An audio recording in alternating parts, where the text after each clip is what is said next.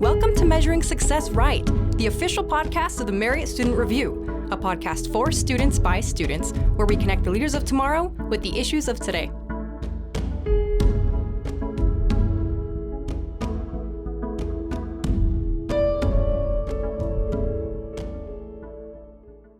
Hello, everyone, and welcome back to this week's episode of Measuring Success Right. I'm your host, Tim Kelleher. Today's guest is Dr. Marianna Richardson. Dr. Richardson graduated from BYU with a bachelor's degree in English language and literature in 1977. Following that, she got a master's degree in special education from Johns Hopkins University. Dr. Richardson would then go on to get her Doctor of Education degree and postdoctorate in educational research from Seattle Pacific University. She recently augmented her education with an MBA from BYU and a JD from BYU Law School. Now, Dr. Richardson works as the Director of Communication at the G20 Interfaith Forum. She also has been an adjunct professor at BYU for nearly 10 years. During this time, she started the Marriott Student Review and acts as the editor-in-chief. Finally, Dr. Richardson has written 2 books and now hosts her own podcast called Women Read Scripture. She also is married to her husband and is the mother of 12 children. Dr. R., thank you for being with us here today. Well, Tim, I am 100% behind Measuring Success Right, so I'm so glad that you invited me to come back on. Thank you, thank you. So to get into a little bit of what you've been doing this semester, are you still teaching? Oh, I definitely am. I have 4 classes that I'm teaching this semester. I teach 2 management communication courses. I also teach a psychology course that's a secondary writing course. And then I also, of course, my favorite course is I do Marriott Student Review, which includes Measuring Success Right podcasts, Las Caras del Éxito podcast, and also our business blog, which is Marriott Saturday Reads. Yeah, so you're keeping yourself very busy between those classes and MSR. How many years have you been overseeing MSR now? So MSR started 6 years ago. This is our 6th year, I should say. So it's been 5 years plus. And we have thoroughly enjoyed this experience. It's been one of the most fun and exciting experiences that I've had in academia in terms of just the energy that the students have, being able to take something truly teaching experientially, allowing them to have that real life experience. We kind of run it like a business. And so they really have the opportunity in terms of marketing, podcasting, doing real stuff, rather than just textbook stuff, which is also, a positive experience for them and also for me. That's really great. Following on that, MSR recently hit 100,000 downloads. How long has this been the goal for, the 100,000 downloads? So it was interesting. At the beginning of our time, we didn't have very many downloads.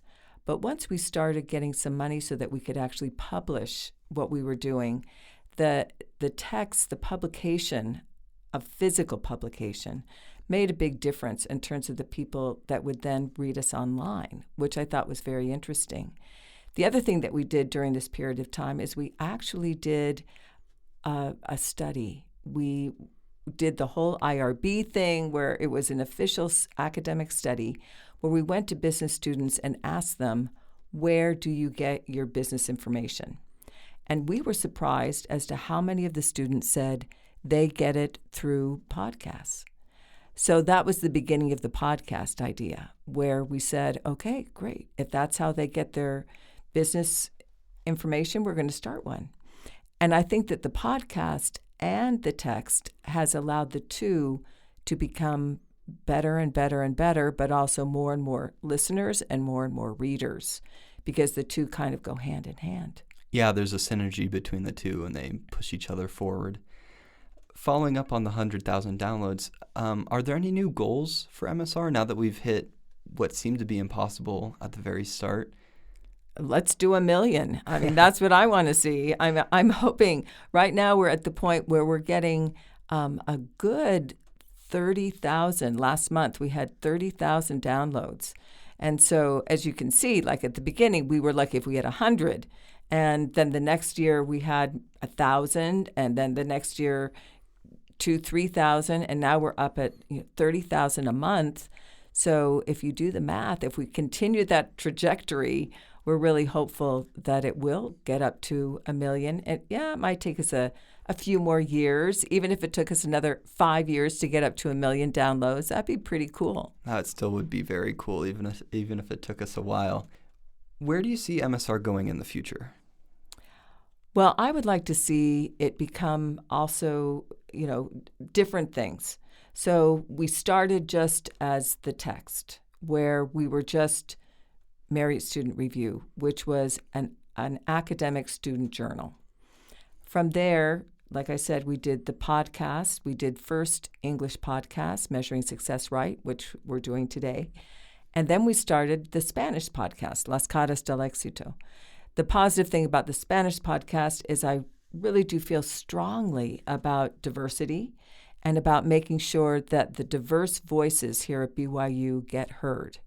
So we do have a large Latin population here at BYU, and to allow them to have a business podcast has been very, very positive.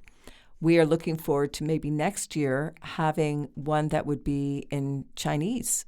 So we're going to have a couple of Chinese episodes. I would like to see, since I lived in Brazil for a while as a mission leader with my husband, I would love to see some Portuguese, episodes that we could have. So we really do want to increase the diversity of the voices that are in MSR. But also I would like to see us maybe do a YouTube channel.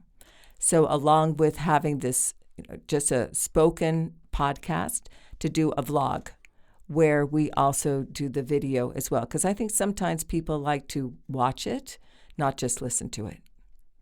When you started MSR or Marriott Student Review, did you ever think that it would get this big? That was my hope. I mean, that's the reason why I will honestly say the main reason why I did it was for the students. And it truly is not for me, it's for them. The positive thing that I've seen with Marriott Student Review is what it's done for students. It's not just the experiential learning that they have. They're able to have the skills of podcasting, of writing, of editing, of design, of marketing. All of those skills, along with website design, are part of what we do. And it truly is an experiential opportunity for them to actually run a business. But along with that, I think that I see what that does for their resume. So many of the students, they're able to have an actual publication or to be a team lead or do something else in leadership, a leadership role in MSR. And those things really put these students in a position where they're just a head above some of the other wonderful, amazing students here at BYU, but it does give them more opportunity in the future. And so that's the reason why I do it, is for them to have that experiential opportunity, but also the resume help, which happens because of MSR. Yeah, that's why I personally love MSR too. I feel like it's empowered students to go out and learn practical skills, and it builds the resume and their reputation within the business world, but it gives them these practical skills that are useful. So transitioning now to the MSR banquet, we just had our second ever Marriott Student Review banquet. How did you feel like that went? Oh, I thought it was so much fun. We had such a good time. The food was great, but then we had a fabulous band that played, and it played both English and Spanish music, and people got up and danced, and it was just a wonderful evening. We also had awards for the most listened podcast and the most downloaded articles that we had in the past year. And I'm hoping this is going to be a tradition that's going to continue every single year, and every single year just get better and better. Yeah, and that's the next question. What do you feel like you would want to change on the next MSR banquet? Well, I would like to see even more people come and be a part of it.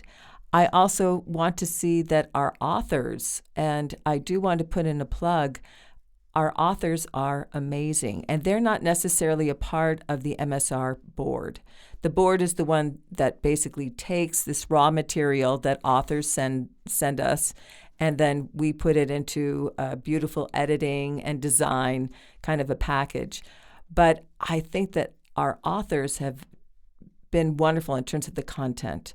Our blog is absolutely fabulous. I would say anybody who reads business blogs regularly should make sure they subscribe to Marriott Saturday Reads, because I think it's as good as The Economist or Business Insider in terms of the insight that our authors have, and their interesting insights, especially coming from people who are just starting in the business world. And so oftentimes they have fresh, new insights that I think all of us can learn from. Yeah, I have to say I personally really enjoyed the Marriott Student Review banquet. I thought it was a great time, and the dancing was a lot of fun. And I thought it was great to hand out the awards and kind of give recognition to some of the authors and the people who have made this happen. And that leads us to our next little bit that we're going to do. We actually had an MSR, or Measuring Success Right, booth. And at the booth, we asked people to write down how they measure success. And we have a couple of the responses in front of us, and Dr. Richardson has agreed to read some of her favorites, and we're going to go ahead and discuss them after. Well, I thought this was such a brilliant idea. Becca was the one who came up with it, and yet everybody who was there at the banquet got to grab a wonderful little piece of paper and write how they measure success. So this is one that was written by Andrea, and now realize Andrea is the voice of the introduction for our Measuring Success Right podcast.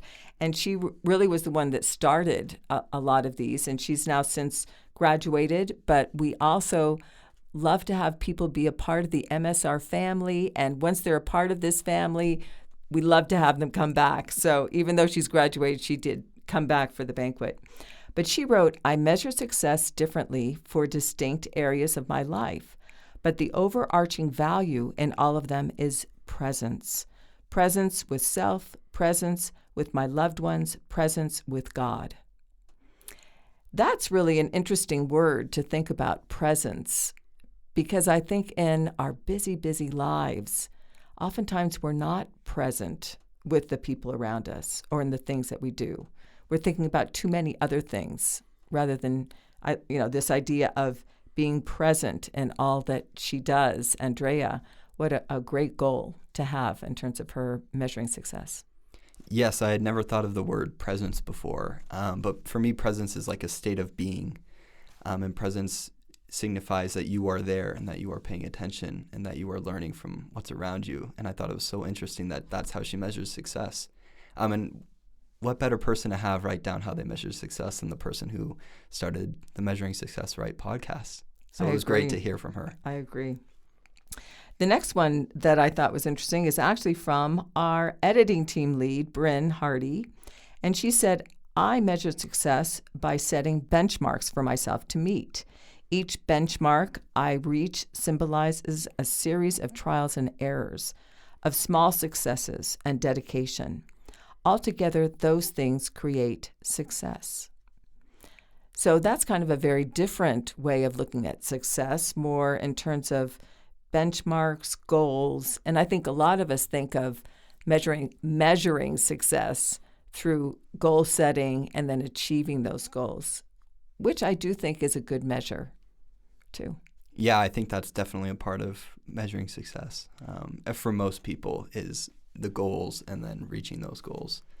A matter of fact, Tim, I have yours right here, and I think that goes right along with what we're talking about with goals, because you said, "I measure my success through the goals I make. Am I achieving what I hope to accomplish? I feel successful when I push myself to reach my goals and improve. The satisfaction from those goals is how I measure success." So obviously, Tim, you are very goal-driven. Yes, I definitely am. So I'm going to ask you a question. What are some of the goals that you have felt great about in your life that you have achieved? Some of my most proud accomplishments, I would say, are goals that I made very far out and then took many years to accomplish. The first major one, I would say, started in high school, where I set myself up and I told myself I would be valedictorian. And it was a long time. It took me 4 years and a lot of hard work, but I eventually reached that. It was the same with the mission. I told myself I would complete and serve a mission and learn Portuguese. And that was another one that took me 2 years to complete, right? But it was so worth it. And then even now, college and then law school is the next thing on my horizon. And it's always these goals that are kind of far out, but I feel that stretch me. I also, separately from school and academia, I am currently rebuilding an engine, which is very different from what I do here at school. And it's something I've never done before. And it's definitely a reach. It's definitely a challenge. There's lots of knowledge that goes into it. And there's mistakes that I make, but it feels like I am stretching myself. It's a lofty goal, but the lofty goals I feel like are the ones that make me really feel like I am achieving something, that I'm making something. And even simpler than that, I would say, has been Measuring Success Right podcast. When I started, I didn't know anything about editing or interviewing people, but that has changed very dramatically over the last 2 semesters. Now I can edit my own podcasts and I can interview, and I've really improved, and it's satisfying to see the improvement I've made. Well, Tim, I will second that. You really have done a fabulous job with this podcast this past year. I will say this, too, in terms of measuring success. Oftentimes people, and it's kind of embarrassing when you read that long list of things that I have supposedly done, and I have accomplished a lot, but I think sometimes people see that and don't realize the most important measuring of success in my life has been my family. And that even though I love education, I love to learn, obviously, with 4 graduate degrees, that's something that I really love to do. But along with that, I love to serve. And for me, measuring success right, and I will read what I wrote. I said, I measure success by the way someone lives their life as the Savior does. Living like my Savior is the way I measure success. And for me, sometimes we look at the accolades. We may even look at the goals that we have. But number one, we have to look at the spirituality aspect of our lives and not lose sight of that, even as we're measuring success in a worldly way, but that we also look at our lives in a spiritual way. And are we living Christ-like lives? Is that something that we're really doing in every aspect of our life, whether it's family, whether it's home, whether it's work, whether it's school, all those aspects, we need to do it that way. Yes, thank you very much for sharing that and reminding us of that. I really appreciate it. So we've talked a little bit now about how you measure success. I would also like us to talk a little bit about how the Marriott Student Review measures success, and in general, how organizations measure success. How do you view, or how do you think MSR should measure success? Personally, as I mentioned before, for me, the way we measure success, yes, 100,000 downloads was pretty wonderful. And when we get to the 1 million downloads, yes, we'll definitely celebrate that. But for me, the way we really measure success in MSR is how much it affects the lives of students. So what are we doing to make students have practical application in their lives, skills that they learn through MSR? But I also like to think that the way they work with each other, we do a lot in teams. We have a board, and then we have separate teams.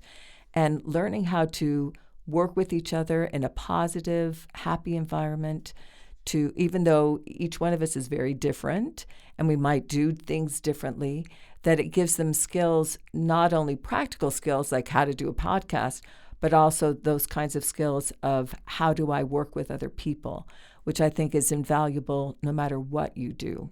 So for me, that's how I measure success, is how are we doing with the students and how do they feel about MSR? Thank you, Dr. R, for sharing that. And also thank you for being with us here today. Well, obviously, I really do love Measuring Success Right. It's a great podcast. It's my favorite one to listen to. Thank you all for listening this week. Please check out our other podcast episodes, and we'll see you next week.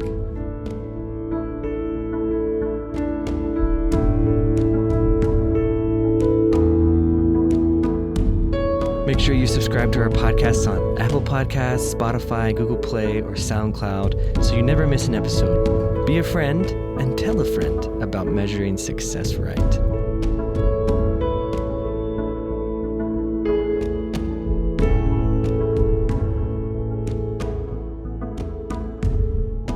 This podcast is a project of the Marriott Student Review at Brigham Young University. You can find us on Instagram, Twitter, and Facebook at Marriott Student Review or online at marriottstudentreview.org.